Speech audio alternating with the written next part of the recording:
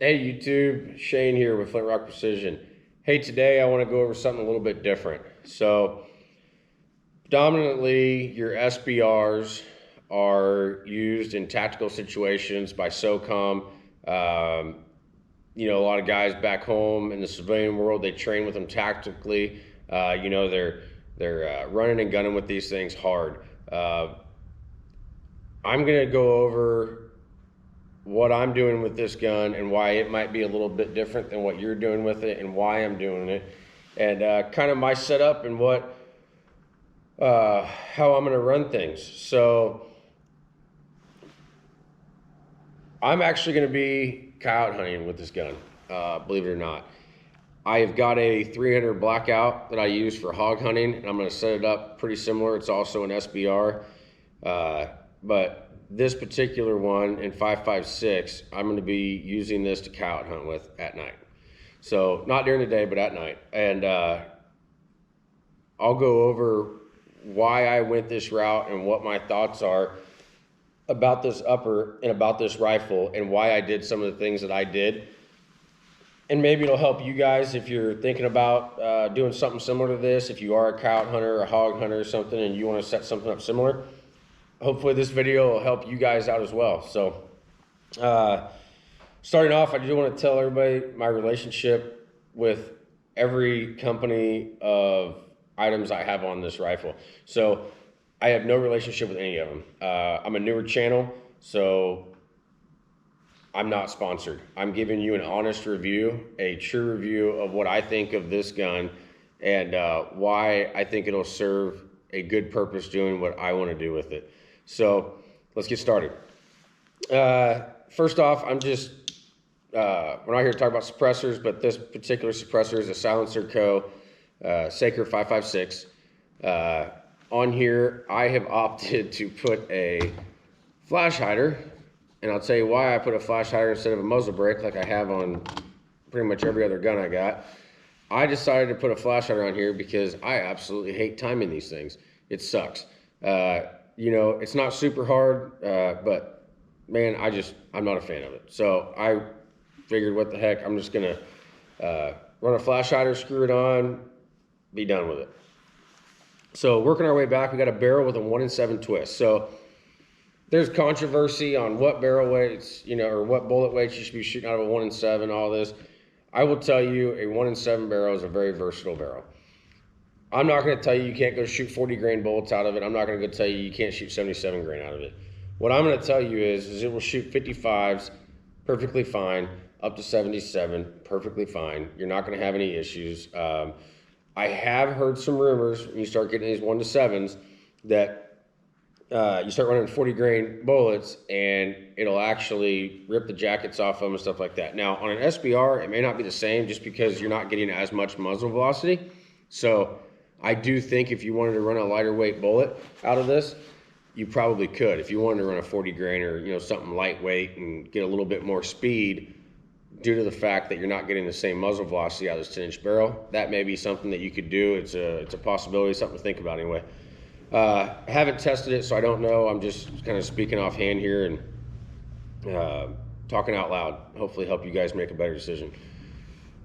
The handguard on this is a quad rail. I know a lot of guys are saying, "Oh, well, I don't want a quad rail. I want a thin handguard, something easy to grip onto and hold onto, and I want to just be able to put accessories where I want them."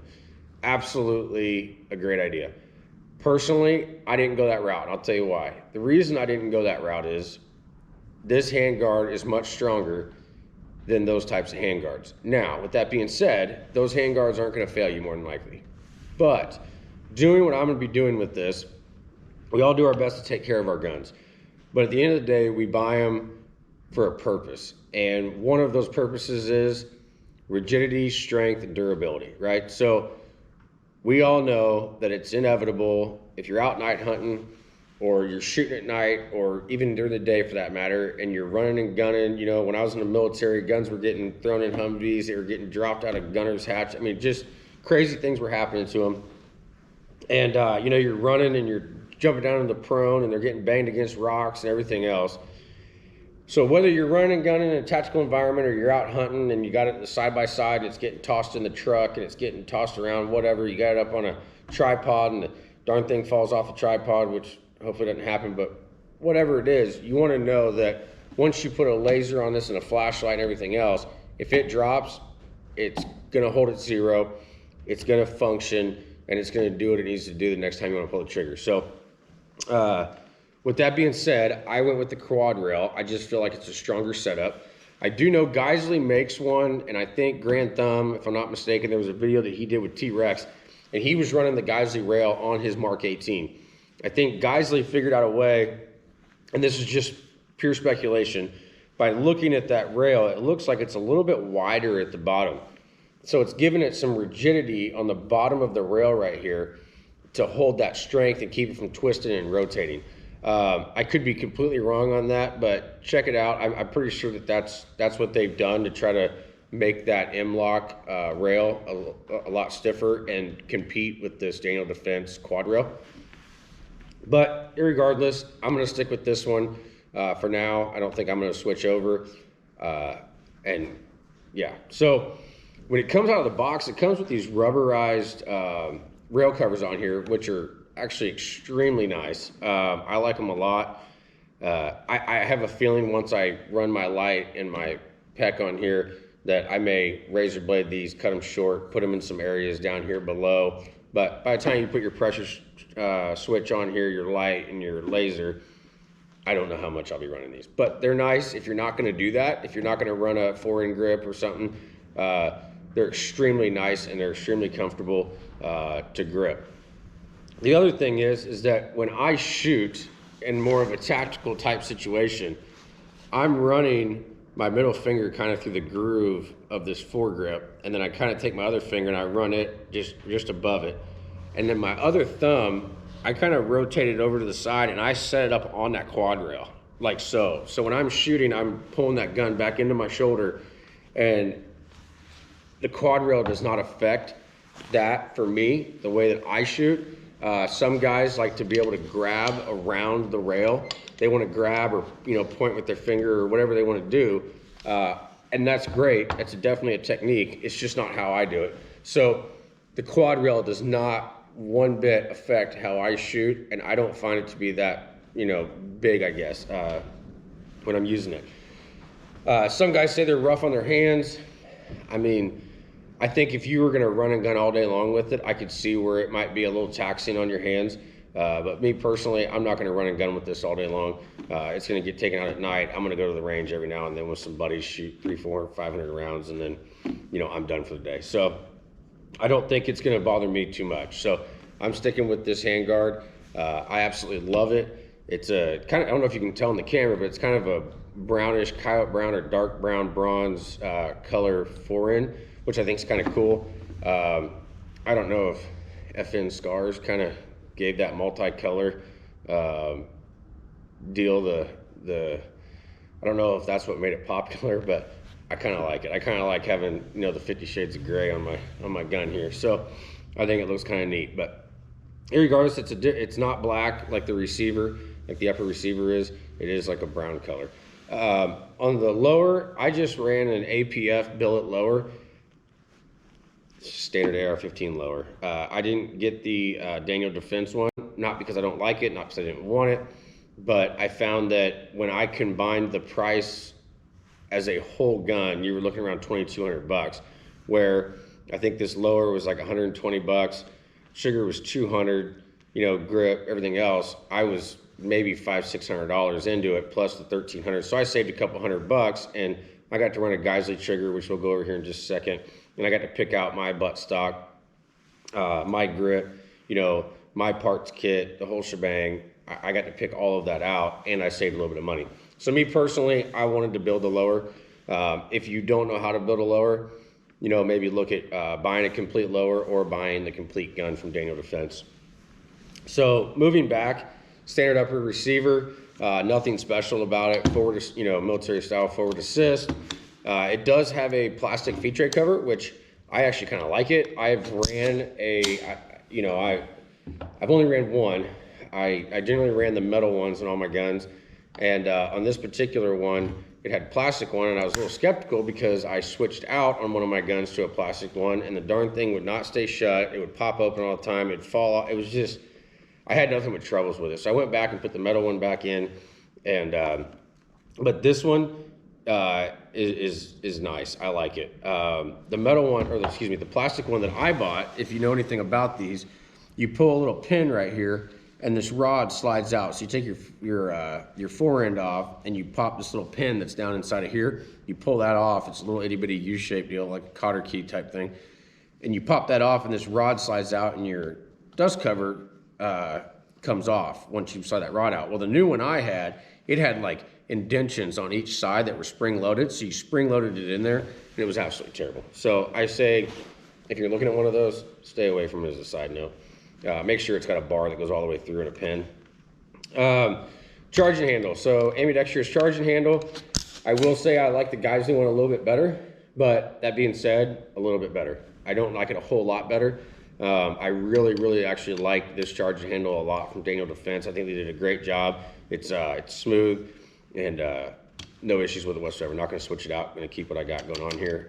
My 300 blackout that I use for hogs, it has a Geissele.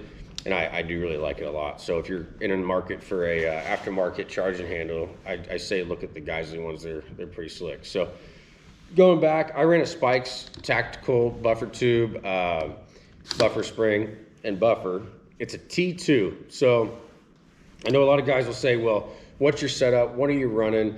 How heavy of a buffer do you have? Reliability, dependability, how fast is the bolt coming back and hammering, wearing out parts, things of that nature. For right now, I'm running a T2 buffer and spring from Spikes Tactical. I've got about 1,200 rounds to this. I've had no malfunctions. I don't see any issue with it whatsoever. It seems to be working fine. I know Grand Thumb had mentioned in his that he was running some heavier weighted ones, things of that nature, to slow that bolt coming down, which would then allow more of the gas to come out the end of the gun. So it kind of held it for that extra split second to get some of that gas down, and it prevented that gas from coming out your ejection port area. That may be something I look at doing down the road, but for right now, this seems to be working great, especially for as much as I'm shooting. Grand Thumb, he shoots tens of thousands of rounds. So I completely understand why he's trying to mitigate gas as much as possible by switching out gas blocks, running maybe a Gym Tech bolt carrier group that's designed for suppressors, running the gas buster charging handles. You know, he's trying to minimize as much as possible just because he is running and gunning so many rounds through these things that I don't think he wants to eat gas all the time. Where me, like I said, I'm building this for a special purpose, and that is to go hunting with it and then maybe plink steel every now and then when I want to bring it out. The buttstock, I got a B5 buttstock on here. I do like it. I will say that I had to adjust this a little bit because it's kind of stiff getting it to come back.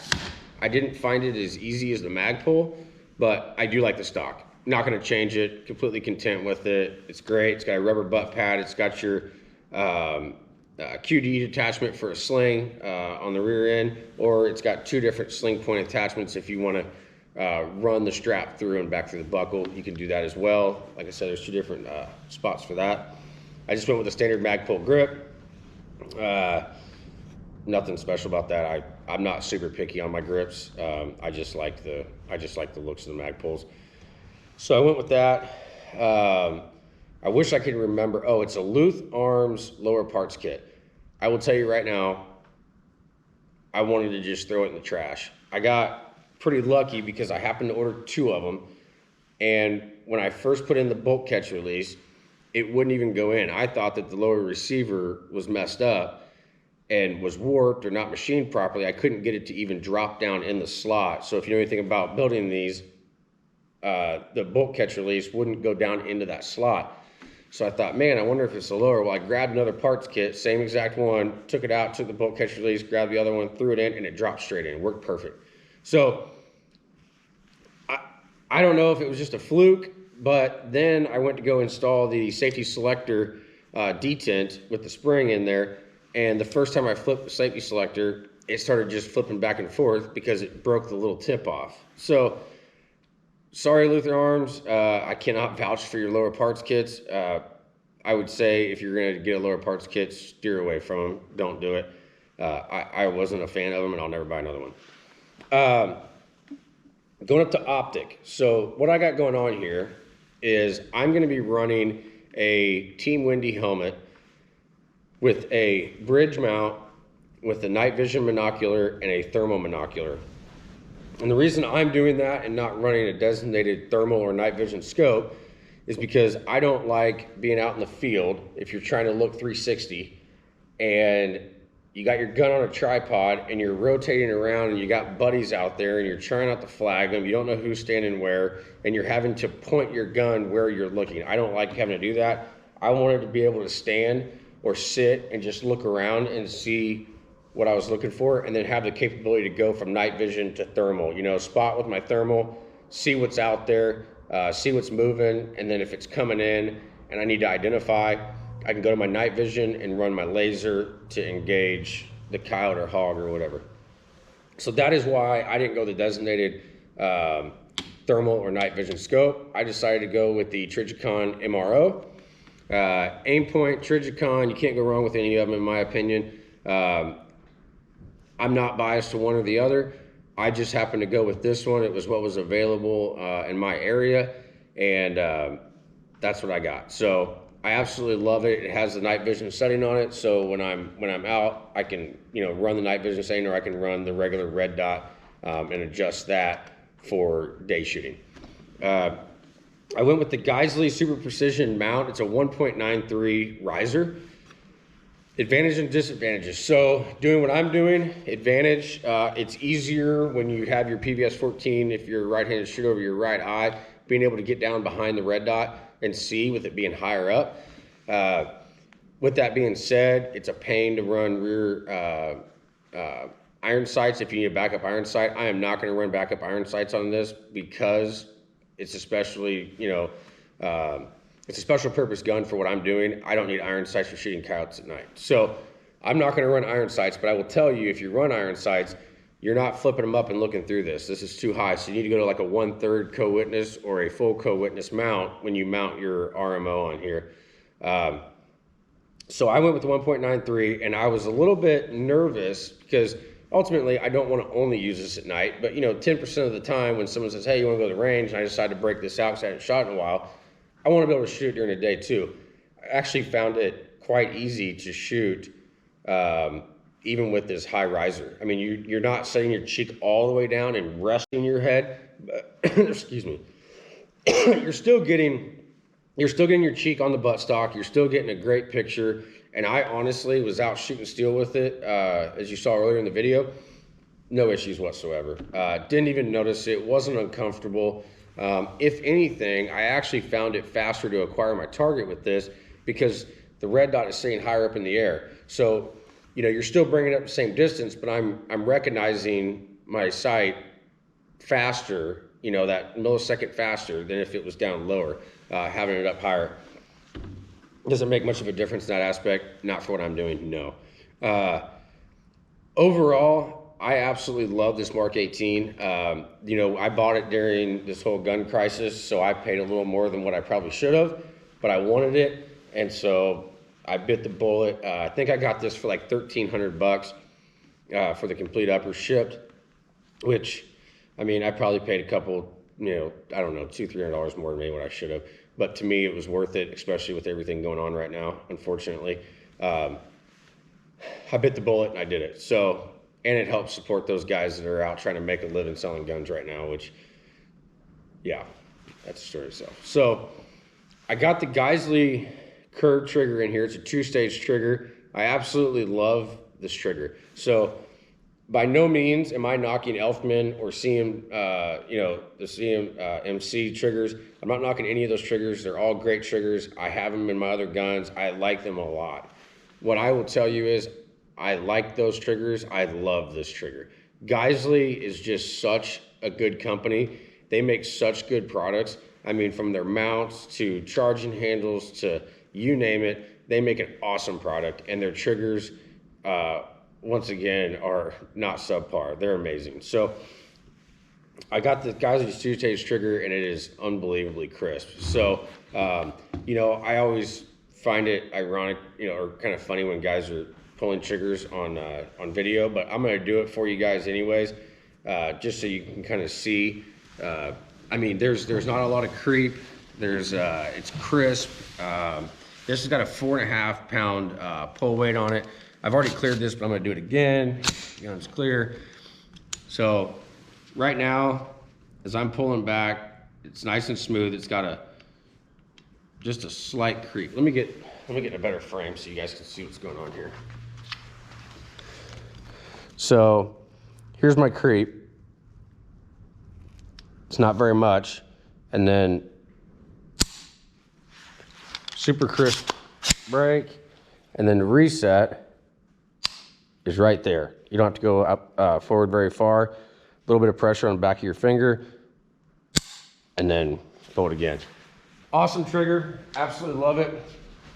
I will actually probably switch this over into some of my other guns, to be honest with you. So, big fan. Trying to think what else I want to cover on this thing for you guys and ladies. You know, let you know what I like and don't like about it. Honestly, I'm shooting 55 grain through this, and I was shooting some pretty cheap ammo, just basic plinking ammo. Didn't have any issues with it whatsoever. I will tell you, if you're shooting these 10.3 inch barrels, suppress.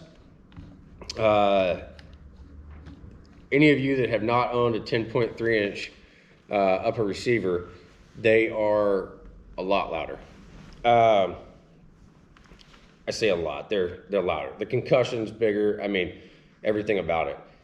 The suppressor still helps mitigate that a ton.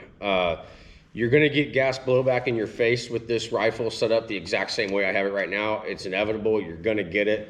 So if you are running and gunning and you're shooting hundreds and hundreds of rounds when you go to the range or whatever, I would recommend doing something to help mitigate some of this gas, whether that's an adjustable gas block or, like I said earlier, like a Gym Tech bolt carrier group, or the gas buster charging handle, or like what Grand Thumb was recommending, putting in an A5 buffer spring in here to slow that bolt coming back, so that the gases can escape before coming back into your face. Something along the lines might not be a bad idea. Other than that, man, I absolutely love this thing. I really could see this thing becoming one of my favorite shooting guns on the market in the AR platform. I don't want to say that because I have so many of them, and I have likes and dislikes of all of them, but I absolutely love this setup. And one other thing real quick, I think the biggest thing as to why I'm going SBR2 is, and I don't know if I mentioned this, but some guys would say, well, you're not getting the same velocity. Well, at nighttime, you can shoot out pretty far. I get it. There's ways of doing it. The reality of the situation is when I'm coyote hunting or hog hunting, a 300-yard shot's going to be a stretch. I mean, would I do it? Maybe. If I couldn't get him to come in anymore, yeah, I might take a crack at, 300 yards. But realistically, I'm going to probably be shooting 200 and in, and this gun all day long will keyhole at 200, 250 yards. I mean, I shouldn't have any accuracy issues due to velocity or the shortness of the barrel or anything like that. I think I'll gain a little bit of muzzle velocity having the suppressor on here. I don't know that it's the same as running a 16-inch barrel, but I'll gain a little bit out of having the suppressor on there versus not having it. I shot an SBR overseas, and I never had any issues with it. I actually like them a whole lot more than the 16-inch muskets, in my opinion. They're just much easier to maneuver, get out the window of a truck, things that I like the SBRs. If you want to put a brace on it, you can. This one is an SBR, but if you want to run a brace, you can put a brace right on one of these tubes, or yeah, and then you don't have to worry about filing a tax stamp. Thanks, government, for your silly rules. So, hey, I don't want to hold you up anymore on this video and just kind of beat dead horses. I'll end by saying, unbelievable upper. I would say that here shortly I'll be able to give you a confident answer if it's my favorite, but I think it's probably going to end up being one of my favorite uppers I have ever bought. So, Daniel Defense, thank you for knocking it out of the park on this. Thanks for providing a good product. And I look forward to getting you guys some more footage of some night hunts with it, and seeing what this thing can do out at 200 yards at night with a laser and surefire light on there. So if you guys got any suggestions for me, for the people that are watching the video, drop them in the comments. You know, this is how we learn, this is how we get better, and let's get better together, and let's figure this out. So thanks for watching. We're a new channel. I'd appreciate if you hit the subscribe button and the like button, and watch some of our future videos. We've got some quite a bit more content coming out. So thanks for watching.